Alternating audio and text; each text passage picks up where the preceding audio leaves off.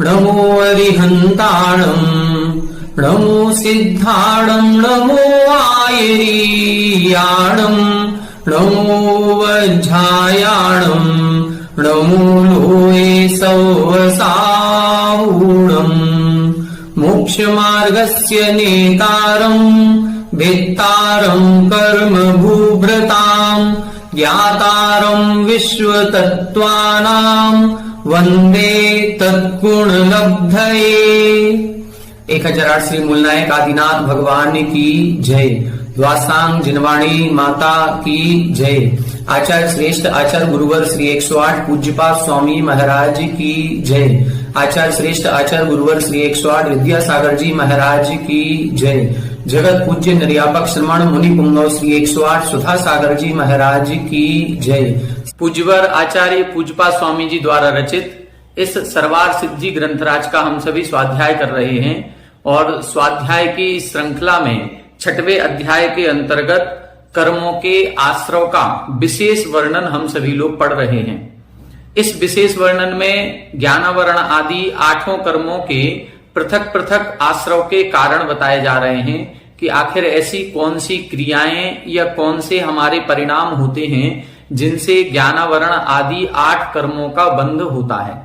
इनमें हमने ज्ञानावरण, दर्शनावरण, सातावेदनी, असातावेदनी, दर्शन मोहिनी और चारित्र मोहिनी, इन सभी कर्मों के आश्रव के कारणों को हमने समझ लिया है। अब आज की कक्षा में हम आयु कर्म के आश्रव के कारणों को समझेंगे। आयु कर्म क्या कहलाता है, आयु कर्म का बंध किन परिणामों से होता है, कब होता है, इन सभी विशेषताओं को हम सभी आज की कक्षा में समझेंगे। सबसे पहले यह जानने का प्रयास करेंगे कि आयु कर्म करता क्या है। 2 प्रकार के कर्म होते हैं, आप सभी ने सुने होंगे, नरकायु, त्रियंचायु, मनुष्यायु और देवायु। इसी प्रकार से नरक गति, त्रियंच गति, मनुष्य गति और देव गति। तो ये जो 4 गति कर्म हैं या 4 आयु कर्म हैं, सबसे पहले इन दोनों कर्मों में अंतर अपन स्पष्ट करेंगे कि ये दोनों में क्या अंतर है। तो कर्म 8 हैं। 8 कर्मों में एक कर्म है आयु कर्म और एक कर्म है नाम कर्म। आयु कर्म के भी ये 4 भेद किए जाते हैं और नाम कर्म के जब हम 93 भेद करते हैं तो उनमें सर्वप्रथम गति कर्म का भेद बनता है, जिस गति कर्म के भी यही 4 भेद बनते हैं। गति कर्म का काम क्या है? गति कर्म का काम यह है कि जो हमें उस पर्याय में ले जाता है।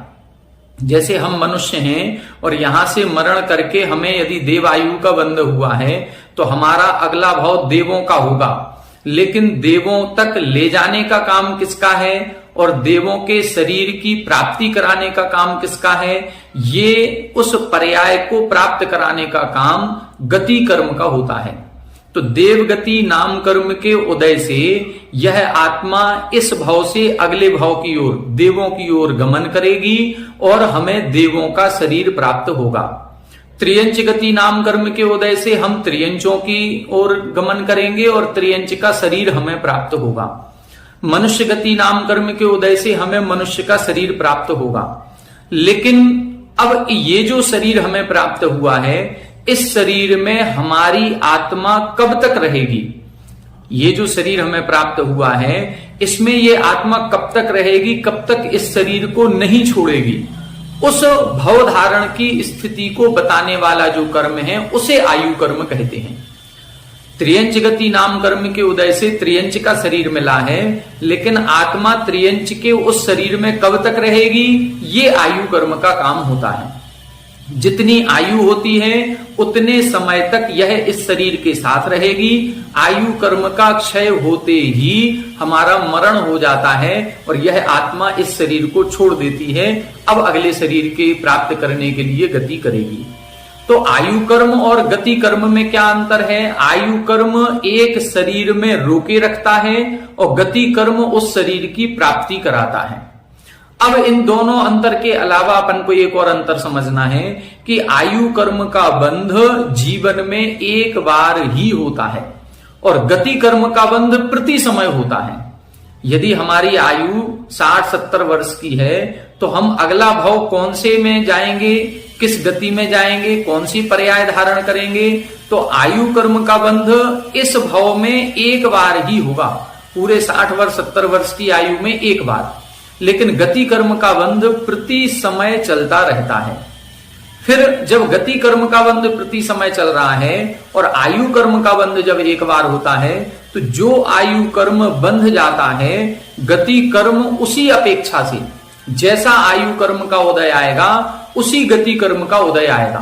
तो बाकी की 3 गतियों का क्या होगा? जैसे मान लो हमने पूर्व भाव में मनुष्य आयु का बंध किया था, तो इस भाव में हमें मनुष्य आयु का उदय चल रहा है, लेकिन पूर्व भाव में हमने चारों गति बांधी होंगी, कभी अच्छे परिणाम रहे होंगे, कभी बुरे परिणाम रहे होंगे, तो गति बंध तो प्रति समय चलता है और प्रति समय चलने के कारण से हमने चारों गतियों का बंध किया था। तो इस भाव में कौन सी गति कर्म का उदय होगा? जिस आयु कर्म का उदय होगा उसी गति कर्म का उदय होगा। यदि मनुष्य आयु कर्म का उदय है तो हमारे मनुष्य गति नाम कर्म का ही उदय चलेगा। बाकी 3 का क्या होगा? बाकी 3 संक्रमित होकर के मनुष्य रूप ही उदय में आएंगी। संक्रमण की एक व्यवस्था होती है, तो वह संक्रमण होकर के देवगति जो हमने बांधी थी या नरक गति बांधी थी या त्रियंच गति बांधी थी, वो तीनों परिवर्तित होकर के मनुष्य रूप ही उदय में आएंगी। आयु कर्म में संक्रमण नहीं होता, ये अपन को विशेष ध्यान रखना है। आयु कर्म जीवन में एक बार बंधता है और आयु कर्म में संक्रमण नहीं होता। ऐसा नहीं है कि हमने मनुष्य आयु बांध ली, अब ये बदल करके त्रियंच रूप हो जाएगी, या नरक आयु बांध ली उसको हम बदल करके देव रूप कर लें। नहीं, जो आयु हमने बांधी है उस आयु का ही उदय प्राप्त होगा और हमें उसका फल भोगना पड़ेगा। तो आयु कर्म में संक्रमण नहीं होगा, इसको हम बदल नहीं सकते। हाँ, आयु कर्म जो हमने बांधा है उसकी स्थिति में कम और ज्यादा कर सकते हैं। कम करने को अपकर्षण कहते हैं, ज्यादा करने को उत्कर्षण कहते हैं। तो उत्कर्षण और अपकर्षण हो सकता है, लेकिन हम उसको बदल नहीं सकते। जैसे राजा श्रेणिक था, राजा श्रेणिक ने नरक आयु का बंध किया, तो जब उसके तीव्र कसाय रूप परिणाम थे उसने 33 सागर की आयु का बंध कर लिया। बाद में उसके परिणाम सुधर गए, परिणामों में विशुद्धि आई, उस कारण से उसने उस आयु को घटा दिया और 33 सागर से घटा करके मात्र 84,000 वर्ष का कर दिया। तो ये आयु कर्म में अपकर्षण उसके हो गया। तो अपकर्षण कर सकते हैं, इसी प्रकार से उत्कर्षण भी कर सकते हैं। यदि हमने देवायु का बंध किया है और देवायु में अभी पहले दूसरे स्वर्ग की आयु का बंध किया, बाद में हमारे और विशुद्ध परिणाम बने, हमने संयम धारण कर लिया, हम मुनि बन गए, हम ध्यान में लीन हो गए। अब उस समय यदि कोई आयु का बंध होगा तो हमारी पहले दूसरे स्वर्ग की आयु से बढ़ करके फिर हम 16वें स्वर्ग की आयु का या 9 ग्रहवेक या 5 अनुत्तर की आयु का भी बंध कर सकते हैं। लेकिन अंतर क्या होता है? अंतर इतना होता है, आयु का घटना ये तो जीवन में कभी भी संभव है, लेकिन आयु का बढ़ना अपकर्ष काल में ही होता है। आयु का जो बंध होता है, आयु का बंध कब होता है? तो आयु का बंध 8 अपकर्ष कालों में होता है। और जब आयु का बंध अपकर्ष कालों में होता है तो आयु का उत्कर्षण भी अपकर्ष कालों में ही होता है। ये अपकर्ष काल क्या कहलाते हैं? अपकर्ष काल का मतलब है आयु बंध के योग्य परिणाम होना। हमारी आयु का बंध, आगामी जो हम आयु बंध करेंगे वो इस जीवन में केवल एक बार बंधेगी। तो वो एक बार वह समय कब आएगा? वह समय जो आएगा वो हमारी इस जो आयु हम बांध करके आए हैं, जो हमारी भुज्यमान आयु है जिसका हम भोग कर रहे हैं, इस भुज्यमान आयु के 3 भाग करेंगे। 3 भाग करने के बाद 2 भाग निकल जाने पर, 2/3 भाग निकल जाने पर जब 1/3 भाग शेष रहेगा, तो जो प्रथम अंतर मुहूर्त आता है, उस प्रथम अंतर मुहूर्त में ही आयु बंध के योग्य परिणाम बनते हैं। आयु बंध कब होगा? यदि मान लो हमने 81 वर्ष की आयु बांधी है, या 81 वर्ष की आयु का बंध करके हम इस भव में आए हैं। अब हमारी 81 वर्ष की आयु है, तो आगामी आयु का बंध कब होगा? इस 81 वर्ष की आयु के हम 3 भाग करेंगे, 27, 27, 27।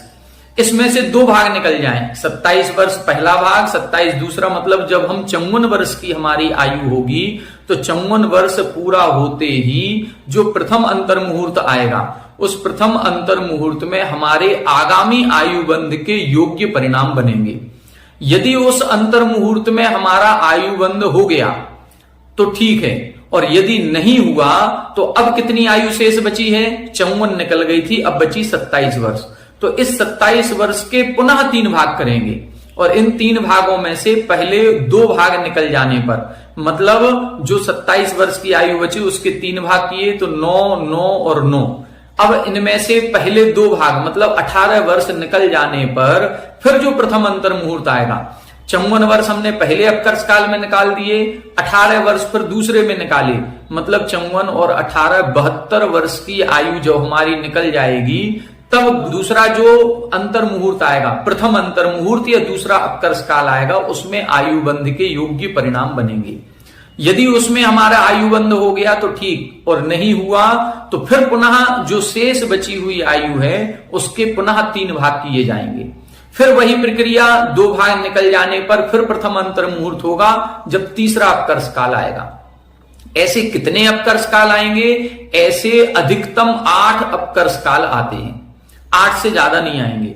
यदि इन 8 अपकर्ष कालों में आयु बंध हो गया तो ठीक, यदि नहीं हुआ तो मरण के अंतर मुहूर्त पहले आयु बंध होता ही होता है। इस कितने समय पूर्व होगा? इस समय को असंक्षेपाद्धा काल कहा जाता है। आगम में यह शब्द मिलता है, असंक्षेपाद्धा काल। मतलब इस अंतर मुहूर्त के पहले पहले आयु बंध होगा ही होगा। ये कितना होता है? ये बहुत सूक्ष्म होता है, 1 सेकंड भी हो सकता है, 1 सेकंड का कई हिस्सा भी बन सकता है। जैसे किसी का अचानक से भी मरण होगा, मान लो ट्रेन के नीचे आया और पहिए के नीचे आया, एक्सीडेंट हुआ, गर्दन बिल्कुल धड़ से अलग हो गई, तो भी उसको 1 सेकंड 2 सेकंड तो मरने में लगेंगे ही लगेंगे। यदि किसी ने पूर्व में आयु का बंध नहीं किया है तो फिर ये 1-2 सेकंड जो लग रहे हैं, इतने में उसका आयु बंध हो जाएगा। आयु बंध होने के बाद ही यह जीव मरण करेगा। बिना आयु बंध किए जीव का मरण नहीं होगा, क्योंकि यदि बिना आयु बंध के मरण कराएंगे तो आत्मा फिर जाएगी कहां? कौन सी आयु में, कौन सी गति में जाएगी? तो आयु बंध जरूर होगा, उसके बाद ही मरण होता है। अब ये जो 8 अपकर्ष काल आए हैं, इन्हीं 8 अपकर्ष कालों में आयु बंध होता है। आयु बंध जैसे मान लो पहला अपकर्ष काल आया, दूसरा अपकर्ष काल आया, तीसरा आया, इनमें आयु बंध के योग्य परिणाम नहीं बने, तो ऐसे कौन से परिणाम होते हैं जिनमें आयु का बंध होता है? तो लेस्या के मध्यम अंश में आयु का बंध होता है।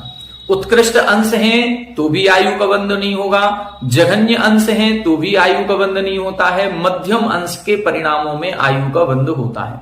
अब ये मध्यम अंश के परिणाम कैसे होते हैं, इसके बारे में हम विस्तार से कुछ आपको नहीं बता पाएंगे, क्योंकि ग्रंथों में इससे ज्यादा विस्तार लिखा नहीं है। केवल इतना ही लिखा है कि मध्यम अंश के परिणामों में आयु बंध होता है। ये मध्यम अंश के परिणाम कैसे होते होंगे, इसके बारे में कुछ नहीं कहा जा सकता। तो मध्यम अंश के परिणामों में आयु बंध, यदि वो मध्यम अंश के परिणाम नहीं है तो फिर अपकर्ष काल में आयु बंध नहीं हो। अब ये जो आयु बंध है, ये आयु बंध कितनी बार हो सकता है? ये 8 अपकर्ष काल हैं तो 8 बार भी आयु का बंध हो सकता है, लेकिन शर्त एक रहेगी कि जिस आयु का बंध हमने प्रथम अपकर्ष काल में किया है, उसी आयु का बंध आगे के अपकर्ष कालों में होगा। ऐसा नहीं होगा कि प्रथम अपकर्ष काल में देवायु बांधी और दूसरे अपकर्ष काल में नरक आयु बांध ले, नहीं। आयु का बंध जीवन में एक बार ही होगा। जो आयु हमने एक बार बांध ली, उसी का बंध आगे के अपकर्ष कालों में हो सकता है। अब जो ये अपकर्ष कालों में बंध होता है, मान लो प्रथम अपकर्ष काल में हमने देव आयु का बंध किया और 18 सागर की आयु का बंध किया। अब दूसरा अपकर्ष काल आया और दूसरे अपकर्ष काल में हमारे परिणाम बहुत ज्यादा विशुद्ध हो गए। तो विशुद्ध होने पर अब हमारे फिर से हमने देवायु का बंध के योग्य परिणाम बन गए और देवायु का बंध किया। अब हमने 22 सागर की आयु का बंध किया। तो अब जो हमें आगामी आयु मिलेगी वो 22 सागर की मिलेगी। इन 8 अपकर्ष कालों में यदि हम एक ही आयु को 8 बार बांधते हैं तो सर्वाधिक आयु जो रहेगी उस सर्वाधिक आयु में हम जाएंगे। इसको बोलते हैं उत्कर्षण होना। पहले 18 सागर की बांधी थी, फिर 22 सागर की, तो ये उत्कर्षण हुआ। ये उत्कर्षण कब होता है? ये उत्कर्षण केवल अपकर्ष काल में ही होता है। जो आयु का घटना है, ये घटना कभी भी हो सकता है। हमने 33 सागर की आयु बांधी और उसको घटा करके 84,000 वर्ष तुरंत 3 दिन के बाद ही हो गई। जिस समय सर्प डाला उस समय तो हमने 33 सागर की आयु का बंध किया, लेकिन 3 दिन बाद जाकर के जब सर्प निकाला और क्षमा प्रार्थी हुए, छायक सम्यक दर्शन आदि की प्राप्ति हुई, उस समय हमारी आयु घट गई। तो यहां अपकर्ष काल की आवश्यकता नहीं होती है। इस प्रकार से आयु कर्म को लगाया जाता है। जो आयु जितनी बांधी है उतनी ही भोगी जाती है क्या? तब अपन ने दूसरे अध्याय में एक सूत्र पढ़ा था कि उपपात जन्म वाले असंख्यात वर्ष की आयु वाले भोग भूमिया जीव और उसी भव से मोक्ष जाने वाले जो जीव हैं, इनके पूरी आयु को भोग करके ही मरण होता है, बीच में मरण नहीं होता। जैसे देव हैं, नारकी हैं, इनके जितनी आयु ये बांधेंगे इनको पूरी आयु भोगनी ही पड़ेगी। एक भी समय उसमें कम नहीं कर सकते, ये चाहे करके भी मर नहीं सकते। इसी तरह से भोग भूमिया जीव, भोग भूमिया मनुष्य त्रियंच, और इसी तरह से तद्भव मोक्षगामी, जिनका पूर्व भाव में ही ये निश्चित हो गया कि ये आगामी भाव में मोक्ष जाएंगे, ऐसे जीवों का अकाल मरण नहीं होता। अन्य जीवों का हो सकता है। तो पूरी आयु को भोग करके भी मरण हो सकता है और पूरी आयु को बिना भोगे ही, यदि अकाल में ही सारे आयु कर्म के निषेक एक साथ झड़ जाएंगे तो बीच में भी मरण हो सकता है। निषेक सारे झड़ेंगे। जैसे कई बार आपने देखा होगा कि कोई एक मटका है और मटके से एक एक बूंद पानी नीचे चू रहा है, गिर रहा है। वो एक एक बूंद यदि गिरेगा तो हो सकता है वो 12 घंटे में खाली होगा, लेकिन यदि कोई एक पत्थर मार दे उसमें और मटका फूट जाए तो सारा पानी एक साथ बह जाता है। इसी प्रकार से आयु कर्म में है। आयु कर्म के एक एक निषेक यदि झड़ेंगे तो हम 80 वर्ष तक जिएंगे, लेकिन यदि कहीं बीच में कोई एक्सीडेंट हो गया, कहीं कोई और अन्य कोई कारण मिल जाते हैं, तो उस अन्य कारण के मिलने पर वो आयु के कर्म निषेक एक साथ भी संपूर्ण खिर सकते हैं। इस प्रकार से आयु कर्म का भोग पूरी आयु को भोग करके भी हो सकता है और मध्य में भी हो सकता है। तो आयु कर्म के बारे में ये एक सामान्य जानकारी थी। अब कौन सी आयु का बंध किन परिणामों से होता है, इसको अपन आज की टीका में विशेष रूप से पढ़ेंगे। पेज नंबर 256, उत्थानिका 637, सूत्र नंबर 15। निर्दिष्टो मोहिनीयस्य आश्रव भेदः, जो मोहिनी कर्म के आश्रव भेद थे उनका निर्देश कर दिया। अब इदानीम तदनंतर निर्दिष्टस्य आयुषः आश्रव हेतु वक्तव्ये। अब इसके बाद किसका उद्देश्य प्राप्त है? पहले ज्ञानावरण, दर्शनावरण, वेदनी, मोहिनी, आयु, नाम, गोत्र, अंतराय, ये क्रम रखा गया। तो मोहिनी कर्म के बाद किसका क्रम है? आयु कर्म का। तो उस आयु कर्म के आश्रव हेतु वक्तव्य, आश्रव के कारण के वक्तव्य में आद्यस्य नियत काल परिपाकस्य आयुषः कारण प्रदर्शनार्थम उच्यते। 4 प्रकार की आयु हैं। इन 4 प्रकार की आयु में सबसे पहले कौन सी आयु का आश्रव के कारण बताएंगे? जिसका नियत काल परिपाकस्य, जिसका निश्चित समय के लिए फल प्राप्त होता है। तो निश्चित समय के लिए फल प्राप्त किस किस में होता है? उपपात जन्म वालों में, देवों में और नारकियों में। तो सबसे पहले नारकियों की आयु का वर्णन करेंगे कि नरक आयु का आश्रव किन परिणामों से होता है। आइए सूत्र देखें, सूत्र नंबर 15। बहवारंभ परिग्रहत्वम नारकस्यायुषः, बहवारंभ परिग्रहत्वम नारकस्यायुषः। यहां बता रहे हैं बहु आरंभ परिग्रहत्वम, बहु शब्द दोनों में लगाएंगे। बहु आरंभ बहु परिग्रहत्वम नारकस्य आयुषः। बहुत आरंभ करना और बहुत परिग्रह रखने से नारकस्य आयुषः, नरक आयु का बंध होता है। तो नरक आयु के बंध के दो मुख्य कारण इधर बताए हैं, बहुत आरंभ और बहुत परिग्रह। अब ये आरंभ क्या कहलाता है और परिग्रह क्या कहलाता है, इसकी परिभाषा अपन टीका में पढ़ेंगे। 638 आरंभ प्राणी पीड़ा हेतु व्यापारः। आरंभ की परिभाषा देखें, बहुत छोटी परिभाषा है और सटीक परिभाषा है।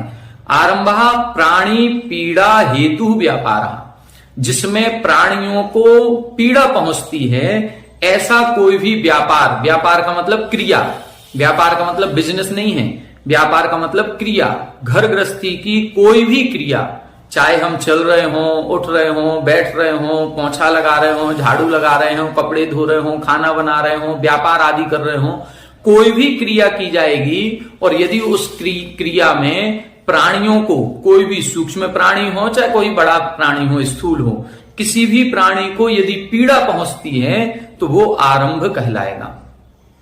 अब ध्यान दें कि घर गृहस्थी के जितने भी कार्य हैं, एक भी कार्य ऐसा नहीं है जो बिना हिंसा के या बिना किसी जीव जंतुओं को पीड़ा दिए हो जाए, हो ही नहीं सकता। कहीं ना कहीं किसी ना किसी स्थावर जीवों को चाहे त्रस्त जीवों को पीड़ा पहुंचती ही पहुंचती है। तो अब जहां जहां ये पीड़ा पहुंचेगी उसको हम आरंभ कहेंगे। परिग्रह किसे कहेंगे? मम इदम बुद्धि लक्षण परिग्रह। मम इदम, यह मेरा है, इस प्रकार की बुद्धि लक्षण, इस प्रकार की बुद्धि होना, ये परिग्रह कहलाता है। सब कुछ परिग्रह के अंतर्गत नहीं आएगा। संसार में इतने सारे पदार्थ हैं, वो सारे पदार्थ परिग्रह के अंतर्गत नहीं आएंगे। बस जिस पदार्थ के साथ हमारी ऐसी बुद्धि हो जाए यह मेरा है, बस यह मेरे पने का जो भाव होता है उसी को परिग्रह कहते हैं। जिन जिन पदार्थों के साथ यह लग जाए यह मेरा घर, मेरी गाड़ी, मेरी पत्नी, मेरा बेटा, मेरे पैसा, मेरी जमीन, मेरी जायदाद, ये जहां जहां मेरा शब्द लगेगा वह सब कुछ परिग्रह के अंतर्गत आ जाएगा। आरंभाश्च परिग्रहाश्च आरंभ परिग्रहा। यहां आरंभ और परिग्रह ये दो अलग अलग शब्द थे, दोनों का समास करके एक शब्द बना दिया। फिर वहवा आरंभ परिग्रहा यस्य स वहवारंभ परिग्रह।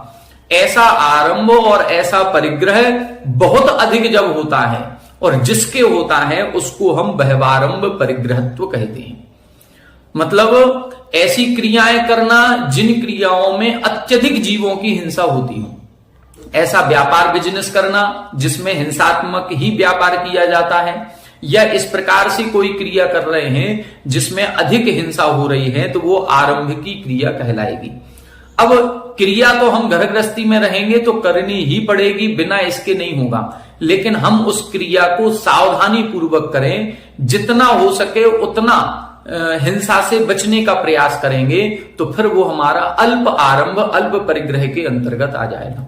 लेकिन हम बार बार वही क्रिया कर रहे हैं। घर में पोंछा लगाना है, एक बार लगा लिया, 2 बार, 4 बार, 10 बार लगाएंगे तो बहुत आरंभ बहुत परिग्रह कहलाएगा।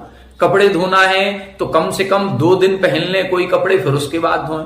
लेकिन कई लोग हैं आज एक बार अपने शरीर पर डाली और बस दूसरी बार अब धुलेगी वो, बिना धुले हम वो शर्ट अब दोबारा नहीं पहनेंगे, तो ये क्या कहलाएगा? बहुत आरंभ के अंतर्गत आ जाएगा। तो कई सारी ऐसी क्रियाएं हैं जो बहुत आरंभ के अंतर्गत आती हैं। तस्य भावो बहवारंभ परिग्रहत्वम। इन सभी का जो भाव है उस भाव को बोलते हैं त्वा। त्वा शब्द जो लगा दिया जाता है वो भाववाची होता है। तो तस्य भावः, उस आरंभ और परिग्रह पने का जो भाव होता है उस भाव को बहवारंभ परिग्रहत्व कहते हैं।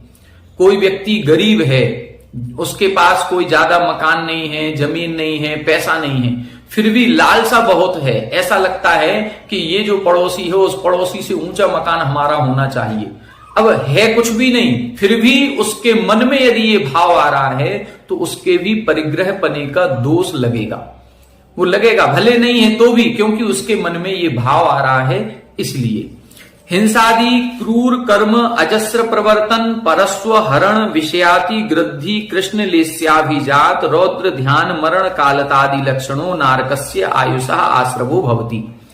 यहां पर बता रहे हैं, ये तो मुख्य रूप से 2 कारण बताए, बहुत आरंभ और बहुत परिग्रह बना। इसके अलावा अन्य भी बहुत सारे कारण हैं जो नरक आयु का बंध कराते हैं। अब वो कौन कौन से कारण हैं? हिंसादि क्रूर कर्म अजस्र प्रवर्तनम। हिंसादि क्रूर कर्म, जो हिंसा आदि 5 पाप हैं, 5 पापों की बात करेंगे, केवल हिंसा की नहीं, झूठ में भी, चोरी में भी, कुशील में भी और परिग्रह में भी। इन सभी 5 पापों में जो क्रूर कर्म हैं, मतलब दुष्ट क्रियाएं हैं, ऐसी क्रियाओं में अजस्र प्रवर्तनम, अजस्र का मतलब निरंतर प्रवृत्ति करना, बार बार हिंसात्मक कार्य करना, बार बार झूठ बोलना। कभी कभार एक आध बार कोई झूठ किसी विशेष कारणवश बोल दिया, वो अलग चीज है, लेकिन कुछ लोगों की आदत होती है झूठ बोलने की, बार बार झूठ बोलते हैं, दिन में 10 बार झूठ बोल देते हैं। चोरी करने की, कभी इत्तेफाक से कभी किसी की भूली हुई पड़ी हुई चीज हम उठा लाए, हमको पता नहीं चला, अबुद्धिपूर्वक हो गई, वो अलग चीज है। लेकिन बार बार किसी की वस्तु को बुद्धिपूर्वक उठाने का प्रयास करना, ये चोरी। कुशील आदि में भी इसी प्रकार से निरंतर प्रवृत्ति करने से भी हमें नरक आयु का बंध होता है। और क्या लिखा? परस्वहरण। परस्वहरण का मतलब वही दूसरे की धन संपत्ति आदि का हरण करना। विषय अतिवृद्धि, जितने भी पंचेंद्री के विषय भोग हैं, 5 पापों की क्रियाएं हैं, इनमें अत्यंत आसक्ति पूर्वक भोग करना। एक तो होता है सामान्य से, जैसे भोजन करना पड़ रहा है, शरीर चलाना है, शरीर में एनर्जी चाहिए, इसलिए भोजन करना पड़ता है। मुनिराज भी आहारचर्या के लिए उठते हैं, लेकिन आसक्ति नहीं होती है। और हम सभी की विशेष आसक्ति पूर्वक आज तो ये पदार्थ बनना चाहिए, ये क्या है, अब यदि हमारी इच्छानुसार वो बन जाएगा तो हम अत्यंत आसक्ति से उसका भोग करेंगे। इसीलिए विषय अतिवृद्धि, पंचेंद्री के विषयों में यदि अतिवृद्धि हो रही है, अत्यंत आसक्ति हो रही है, तो वह आसक्ति का परिणाम भी नरक आयु का बंध कराएगा। कृष्ण लेस्याभिजात, कृष्ण लेस्या से उत्पन्न हुआ रौद्र ध्यान। कृष्ण लेस्या 6 प्रकार की लेस्याएं होती हैं, कृष्ण, नील, कापोत, पीत, पद्म और शुक्ल। कृष्ण लेस्या सबसे बुरी लेस्या होती है, क्योंकि उसमें थोड़े से स्वार्थ के लिए दूसरे का संपूर्ण विनाश कर दिया जाता है। जैसे कई बार मंदिरों में आपने चित्र देखा होगा कि एक पेड़ लगा हुआ है और उस पेड़ के फल किसी को चाहिए, तो 6 प्रकार के लोग हैं। कोई जड़ से ही उस पेड़ को उखाड़ रहा है, कोई मोटी मोटी डालियों को काट रहा है, कोई पतली टहनियों को काट रहा है, कोई पूरे गुच्छे को तोड़ रहा है, कोई पके फल को तोड़ रहा है और कोई नीचे गिरे हुए पके हुए फलों को उठा रहा है। बस इसी प्रकार से परिणाम होते हैं। हमें केवल पके हुए फल चाहिए थे, एक फल चाहिए था, लेकिन एक फल के लिए हम पूरा पेड़ यदि जमीन से उखाड़ेंगे तो ये हमारा कृष्ण लेस्या का परिणाम कहलाएगा कि हमारा फायदा होना चाहिए, दूसरे का कितना भी विनाश होए तो हो जाए। यदि इस प्रकार के परिणाम है तो वो कृष्ण लेस्या के परिणाम है, और जब जब इस प्रकार के परिणाम होंगे उससे नरक आयु का बंध होगा। रौद्र ध्यान अर्थात हिंसानंदी, मृषानंदी, चौर्यानंदी, परिग्रहानंदी, ये 4 प्रकार का रौद्र ध्यान कहा गया। तो ये रौद्र ध्यान हिंसा करने के बाद उसमें आनंद मनाना। एक तो होता है हमारे द्वारा किसी क्रिया करते समय हिंसा हो गई, लेकिन अब हमें उस हिंसा का पश्चाताप हो रहा है कि हमने थोड़े से सुख के लिए कितने सारे जीवों की हिंसा कर दी, लेकिन उस हिंसा में आनंद मनाना। हमारे घर में बहुत सारे मच्छर हो रहे थे, रात को नींद नहीं आ रही थी, लेकिन हमने ऑल आउट लगाई, सारे मच्छर एक बार में मर गए और हम चैन की नींद सो गए। अब हम सुबह उठे तो बड़े आनंद से, आज बहुत अच्छी नींद आई। हमने ऑल आउट लगा करके या कोई रिफिल लगा करके या कोई इस प्रकार के क्वाइल वगैरह जला करके सोए थे कि सारे मच्छर मर गए, कोई मच्छर नहीं आया। अब इसको कहेंगे हम हिंसानंदी। हिंसा करके फिर उसमें आनंद मना रहे हैं। हमें नींद अच्छी आई, लेकिन हमने कितने सारे मच्छरों की नींद उड़ा दी, उनको बेहोश कर दिया, उनको जान ले ली, उनका वध कर दिया। तो ये हिंसानंदी। इस प्रकार से यदि हम 5 पापों को करने के बाद उसमें आनंद की प्राप्ति करते हैं, आनंद का भाव लाते हैं, प्रसन्नता लाते हैं, खुश होते हैं, तो ये सब कृष्ण लेस्या के और रौद्र ध्यान के परिणाम कहलाएंगे। और इस समय यदि कोई आयु बंध होगा तो वो नरक आयु का बंध होगा। मरण कालतादि लक्षणों नारकस्य आयुषः आश्रवो भवति। और मरते समय यदि संक्लेश परिणाम हो रहे हैं, रौद्र ध्यान रूप परिणाम हो रहे हैं, कृष्ण लेस्या रूप परिणाम हो रहे हैं, तो निश्चित रूप से हमारे नरक आयु कर्म का आश्रव होता है। तो ये सारी जितनी भी क्रियाएं बताई हैं, ये सभी नरक आयु कर्म के आश्रव के कारण जानने चाहिए। अब हम सोचें अपने अपने बारे में कि हमारे इस प्रकार के परिणाम होते हैं कि नहीं होते हैं। यदि हो रहे हैं तो अभी भी हम समझ जाएं, क्योंकि यदि आयु का बंध नहीं हुआ होगा तो फिर हम बच सकते हैं नरक में जाने से, क्योंकि आयु का बंध एक बार ही होता है। यदि प्रथम अपकर्ष काल निकल गया है और आयु का बंध नहीं हुआ, या अभी प्रथम अपकर्ष काल भी नहीं आया, मान लो हम 80 वर्ष की आयु लेकर के 81 वर्ष की आयु लेकर के आए हैं और 54 वर्ष में प्रथम अपकर्ष काल आएगा, और यदि हम अभी 40, 42, 45, 50 वर्ष के हैं तो समझ लो अभी अपकर्ष काल हमारा नहीं आया। और यदि हम 50 के हो गए हैं तो ये मान करके चले कि अब आने वाले हैं, क्योंकि जितने अपकर्ष काल होंगे, आज वर्तमान में पंचम काल में 80-90 वर्ष की ही आयु है, बल्कि अब तो दिन प्रतिदिन कम होती जा रही है। 80 वर्ष भी आयु यदि कोई जी जाए तो बहुत बड़ी बात है। जो पुराने लोग थे जिन्होंने शुद्ध घी खाया है वो तो जी रहे हैं, लेकिन आज वर्तमान में जो हम हर चीज अशुद्ध प्रयोग कर रहे हैं वो 50-60 साल में ही उनको अटैक आ रहे हैं, 40-45 की उम्र में ही प्राण उनके जा रहे हैं। तो यदि उनके जा रहे हैं तो कहीं ना कहीं पहले वो आयु बंद करेंगे ही करेंगे। तो अब आयु बंद किस समय होगा ये हम डिसाइड नहीं कर पाएंगे कि किस समय हमारे आयु का बंद होगा, क्योंकि हमें नहीं पता कि हम कितनी आयु बांध करके आए हैं। हो सकता है हम 60 वर्ष की आयु बांध करके ही आए हों तो 40 वर्ष में आयु कर्म का बंद हो जाएगा। हो सकता है हम 40 वर्ष ही आयु बंद करके आए होंगे तो मुश्किल से 26-27 वर्ष में ही उसका अपकर्ष काल, प्रथम अपकर्ष काल आ जाएगा। तो हमें जब ये ज्ञात नहीं है कि हम कितनी आयु लेकर के आए तो हम उसका अपकर्ष काल का समय भी नहीं निकाल पाएंगे। इससे अच्छा है कि हम वो अपकर्ष काल का समय निकालें, इससे अच्छा कि हम प्रति समय अपने परिणामों को निर्मल रखें, विशुद्ध रखें। पता नहीं किस समय आयु कर्म का बंध हो जाए। तो इन 5 पापों से दूर रहें, हिंसात्मक क्रूर प्रवृत्ति से दूर रहें, इनकी आसक्ति पूर्वक विषय भोगों को ना भोगें, रौद्र ध्यान, आर्त ध्यान से बचने का प्रयास करें। यदि ये क्रियाएं हमारी होंगी तो नरक आयु का बंध नहीं होगा। एक सूत्र और देखें, 639, आह उक्तो नारकस्य आयुषः आश्रवः तैर्यज्ञोनस्य इदानीं वक्तव्य इति यत्र उच्यते। नरक आयु के आश्रव के कारण बता दिए।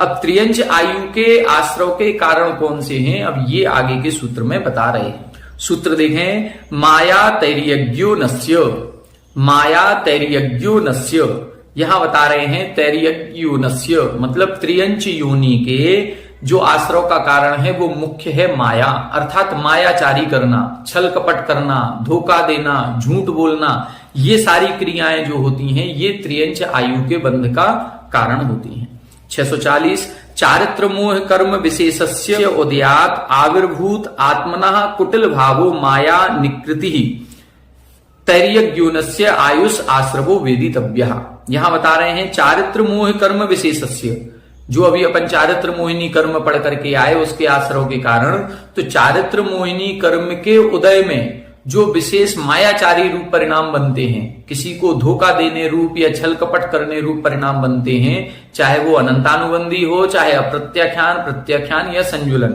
इन सभी मायाचारी के कुटिल भावों से, आत्मना कुटिल भावो, जो आत्मा के अंदर खोटा परिणाम उत्पन्न होता है, मन में कुछ, वचन में कुछ और काय से जब कुछ करने का भाव होता है उसको हम निकृति ही कहते हैं या मायाचारी कहते हैं। इससे त्रियज्ञोनस्य आयुषः आश्रवो वेदितव्यः, इससे त्रियंच आयु के आश्रव के कारण को जानना चाहिए। तत्प्रपंचो, अब इसका और विस्तार कर रहे हैं, मिथ्यात्व उपेत धर्म देशना, निःशीलता, अतिसंधान प्रियता, नील कापोत लेस्या, आर्त ध्यान मरण कालतादि।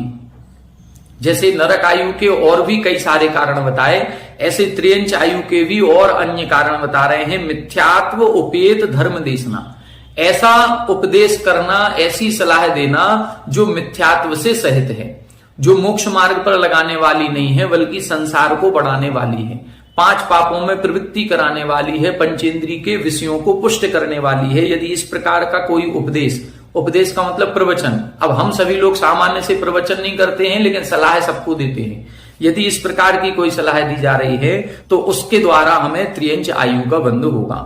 निःशीलता अर्थात सील और व्रतों से रहित होना। अतिसंधान प्रियता, अतिसंधान प्रियता का मतलब बुराई करना, निंदा करना, चुगली करना, दूसरे की बुराई खोजना, ये सब कुछ अतिसंधान प्रियता कहलाएगी। नील कापोतलेस्या, कृष्ण लेस्या के परिणाम होंगे तो नरक आयु का बंध होगा, लेकिन नील और कापोतलेस्या के परिणाम होंगे। हम उसका संपूर्ण विनाश नहीं करेंगे, लेकिन फिर भी बहुत कुछ यदि हम किसी दूसरे का विनाश कर रहे हैं, मोटी मोटी डालियां ही पेड़ की काट दें, जबकि हमें चाहिए थे कुछ पके हुए फल, तो यदि हम बहुत ज्यादा विनाश ना करके थोड़ा भी विनाश कर रहे हैं तो नील और कापोतलेस्या के परिणाम कहलाते हैं। मरते समय आर्त ध्यान के परिणाम होना। आर्त ध्यान जो अपन ने पढ़ा, इष्ट वियोग, अनिष्ट संयोग, पीड़ा चिंतन और निदान रूप परिणाम जो होते हैं उसको हम आर्त ध्यान कहते हैं। ये रौद्र ध्यान, आर्त ध्यान, इनका सबका विषय आगे 9वें अध्याय में विशेष रूप से आएगा, उसमें अपन और विस्तार से समझने का प्रयास करेंगे। तो आज की कक्षा में अपन ने 2 आयु कर्म के बंध के कारण समझे। नरक आयु कर्म का बंध कैसे होता है और त्रयंच आयु कर्म के आश्रव कैसे होते हैं, इन दोनों को अपन ने समझा। अब मनुष्यायु और देवायु कर्म का आश्रव कैसे होता है, किन परिणामों से होता है, इसको हम अगली कक्षा में समझने का प्रयास करेंगे। आज की कक्षा में इतना ही। आगे की कक्षा में अपन विशेष जहां हम जाना चाहते हैं, या तो हम देवायु में जाना चाहते हैं या फिर हम मनुष्य बनना चाहते हैं, तो इन दोनों आयु के बंध के क्या कारण होते हैं, इसको अपन आगामी कक्षा में पढ़ेंगे। आप सभी हमारे साथ बने रहें। सभी को जय जय।